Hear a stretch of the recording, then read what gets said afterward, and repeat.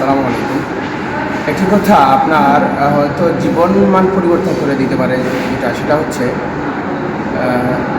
This is only not for speech but also it's motivational speech.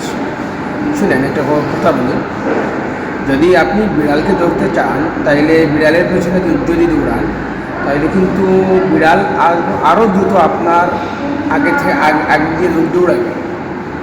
যদি আপনি ওই বিড়ালকে আপনার নিজের কাছে নিয়ে আসতে চান তাহলে আপনার হাতে একটা মাছ থাকলেই এনাফ, রাইট? সুতরাং এই কথাটা দ্বারা কী বোঝাতে চাচ্ছেন? অ্যাকচুয়ালি দেখেন, আমরা যতই টাকার পেছনে ছুটি, দিন শেষে টাকাটা কিন্তু আমাদের অল্প করে ধরা দেয়, আর এই টাকাটার পেছনে ছুটতে ছুটতে আমাদের জীবন যায়। আমরা পরিপূর্ণ তৃপ্তি সহকারে আমরা লাইফে কোনো কিছু করতে পারি না। সুতরাং যদি আমরা স্কিলের পিছনে, দক্ষতা অর্জনের পিছনে আমরা দৌড়াতে পারি, তাহলে আমরা আমাদের জীবন থেকে পরিপূর্ণ জীবনের স্বাদ পাবো এবং জীবনটাকে পরিপূর্ণভাবে উপভোগ করতে পারবো।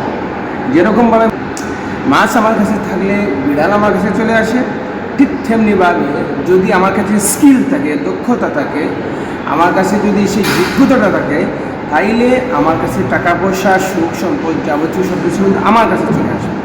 সুতরাং আমরা টাকার পিছনে না দৌড়ে প্রথমত স্কিল অর্জনের পিছনে দৌড়াবো।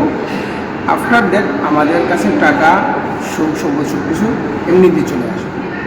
ধন্যবাদ সবাই।